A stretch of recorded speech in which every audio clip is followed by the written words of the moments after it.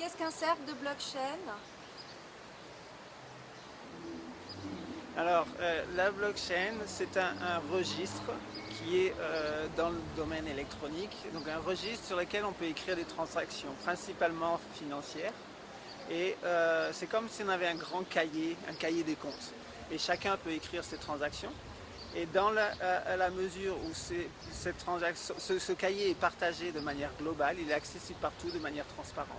Donc, ce qui donne une propriété intéressante pour le milieu financier. Il y a un système de verrouillage de chaque bloc, pour ça qu'on appelle blockchain, c'est qu'on écrit les transactions en blocs et chaque bloc est verrouillé par un cadenas électronique entre guillemets. Et ce qui donne la sécurité du système. Une sécurité, c'est comme un cadenas qui est inviolable.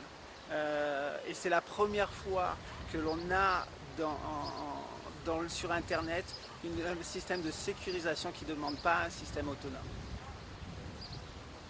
Donc c'est des propriétés qui permettent de révolutionner le milieu de la banque, le milieu des gouvernements, les assurances. Et donc le fait qu'on a ce grand cahier accessible à tout le monde, on peut faire de nouveaux services.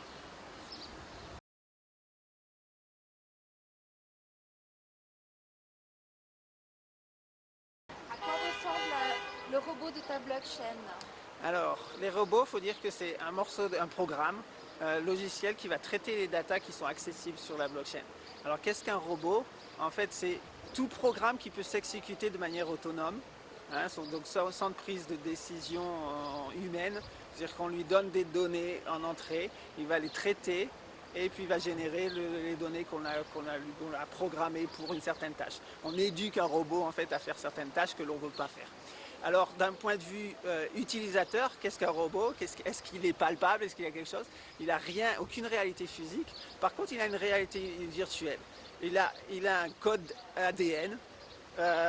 C'est-à-dire qu'on peut l'identifier de manière unique parce qu'on l'associe à chaque personne. Donc il a un code ADN, il a un nom comme tout le monde, il a un numéro d'identité, il a même un chat. Donc nos robots, ils ont leur image, ils ont une image, ils sont particuliers, on les reconnaît et ils ont leurs animaux domestiques.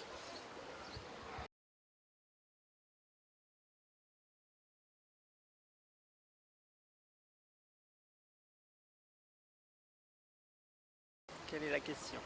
Dans la blockchain, quel lien y a-t-il entre la personne vivante et l'entité virtuelle, le robot? Alors, il faut dire que pourquoi on utilise la blockchain? Aujourd'hui, on utilise la blockchain pour nous simplifier la vie, pour automatiser toutes les tâches qui sont laborieuses. C'est une base de données que la machine peut utiliser. Donc, elle est complètement du côté virtuel. Mais c'est pour simplifier nos tâches de la vie quotidienne qui sont dans le réel. Alors, en fait, à chaque tâche réelle, on associe l'équivalent dans le virtuel. C'est-à-dire qu'à chaque personne, il y a un robot. Alors qu'est-ce que c'est un robot? C'est une entité logicielle qui fait une tâche donnée, par exemple payer les factures, par exemple faire un résumé des news ou faire de la prédiction des choses beaucoup plus complexes, faire de la prédiction des marchés financiers. Donc beaucoup de services qui d'habitude sont dans le monde virtuel peuvent tous être automatisés.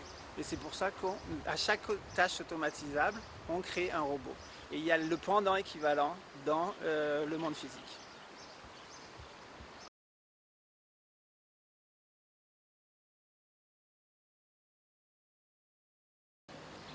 Qu'est-ce que la blockchain va changer dans notre société? Alors, la blockchain, c'est une technologie qui est nouvelle, donc on n'est pas trop familiarisé. On voit un peu des changements de nos jours. C'est le fait qu'elle soit sécurisée sans avoir besoin d'avoir une confiance en un organisme bancaire, en un gouvernement, permet de distribuer les finances. Donc ça permet d'avoir des systèmes beaucoup plus autonomes. Les gens peuvent s'organiser. Comme j'ai dit, c'est un grand registre commun à tout le monde. Donc on peut utiliser ça pour tout ce qui est tâches services. Donc on voit des systèmes comme transportation, où on n'a plus les intermédiaires. Le fait que l'intermédiaire disparaisse, ça permet de faire du service de client à client ou de personne à personne, sans avoir besoin d'une entreprise intermédiaire. Et ce qui change complètement la manière dont on fait le commerce aujourd'hui.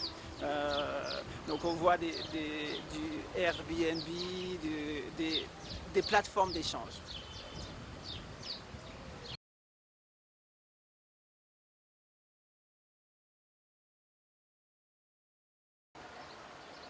Comment la blockchain est-elle contrôlée? Ah, c'est une question très intéressante parce que la blockchain, par principe, elle n'a pas d'élément de contrôle. Il n'y a aucun élément centralisé, ce qui veut dire qu'a priori, il n'y a pas de contrôle. Et alors la blockchain, elle est gérée par un ensemble de robots qu'on a vus qui automatisent la blockchain. Seulement les robots peuvent écrire dans la blockchain. Alors, ça veut dire quoi? Ça veut dire que les robots, ils obéissent à certaines règles. Il y a une seule règle qui est de base pour contrôler la blockchain, c'est que le robot doit être prédictible. Il peut faire n'importe quoi. Il peut être corrompu, il peut être malsain, il va proposer une mise à jour dans les pages de la blockchain. Et si plusieurs robots disent la même chose, de manière prédictible, la page elle est ajoutée à la blockchain. S'ils sont en conflit, il y a un mécanisme de résolution de conflit qui est complètement programmé, qui fait que ça se résout par consensus. Et un consensus programmé, il n'y a aucune décision et ça se fait tout seul. Comment faire confiance à ce système de blockchain? Alors, la confiance, c'est une question de sécurité. Est-ce que les données qui sont dans la blockchain sont sécurisées ou pas? Et souvent, ces systèmes de sécurité reposent sur la confiance. Le verrou dans la blockchain, c'est les mathématiques. Il y a une formule on base la sécurité sur le fait qu'on ne sait pas résoudre un problème mathématique. Et donc ça, la recherche, elle avance à chaque fois. Et donc c'est une sécurité à 5-10 ans à peu près. Et donc il faut évoluer, ça évolue avec la recherche, on fait évoluer ce verrou qui est né de la blockchain. Il y a un autre point qui est le point essentiel de la sécurité de la blockchain, c'est l'identité de chaque individu. Et alors dans la blockchain, on a tous des identités virtuelles, mais elles sont gardées par les individus eux-mêmes. Donc il y a un code secret, la question est-ce qu'on fait confiance en soi-même, à sa propre identité, et donc ça repose sur la manière dont chaque individu est capable de garder un secret.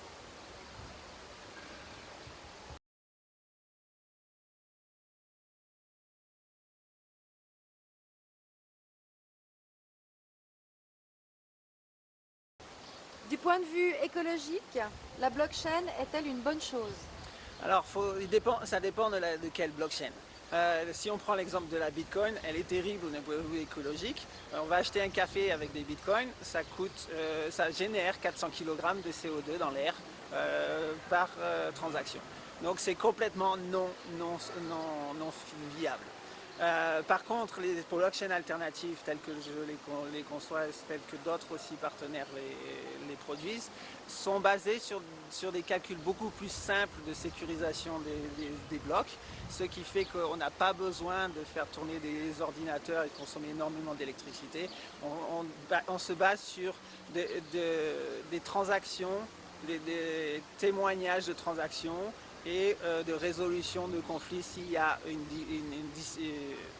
quelque chose qui n'est pas cohérent dans les transactions qui sont reportées. Et on approche aussi de manière hiérarchique plutôt que globale. Donc c'est comme avec une vue holographique par grappe qui fait qu'on est beaucoup plus safe d'un point de vue environnement.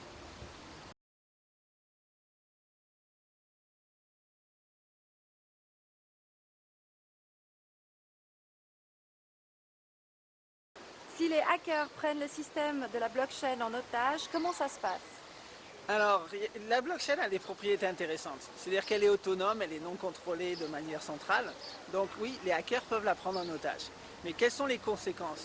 C'est-à-dire que dans la mesure où les hackers ne sont pas majoritaires, vu que le fait de la mise à jour de la blockchain, elle est complètement effectuée de manière automatique par des robots, un hacker va essayer d'influencer les robots, mais dans leur propre capacité. C'est-à-dire tant qu'ils ne dépassent pas les 51%, ils ne pourront pas hacker la blockchain. C'est-à-dire qu'ils ne pourront pas faire une mise à jour des blocs. Par contre, il y a toujours le problème de sécurisation de l'identité. Un hacker peut très bien faire ce qu'on appelle social engineering, c'est-à-dire essayer d'extraire les informations pour se faire passer pour quelqu'un d'autre. Donc il y a le vol d'identité. Alors comment on résout ça? C'est que pour chaque personne, la partie virtuelle qui est sur la blockchain, c'est une identité qui peut être volée. Mais on associe une identité réelle physique qui est le vivant, et elle qui est souveraine, et elle est secrète, donc le hacker n'a pas accès.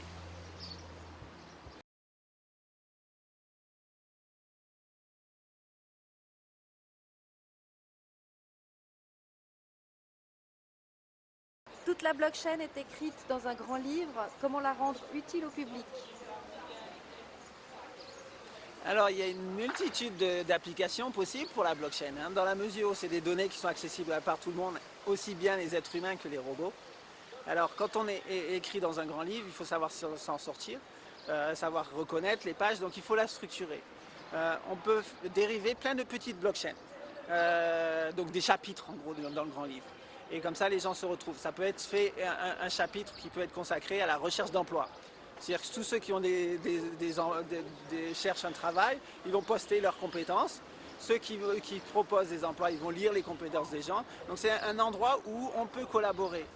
On peut envoyer des cartes postales. Et puis toutes les cartes postales du monde, elles sont envoyées sur la blockchain et on a des photos de cartes postales à chacun. Et puis on peut après... Il y a plein d'applications comme ça. Dans la mesure où c'est accessible à tout le monde, il suffit que l'on s'organise et qu'on parle le même langage pour que ça soit utilisable.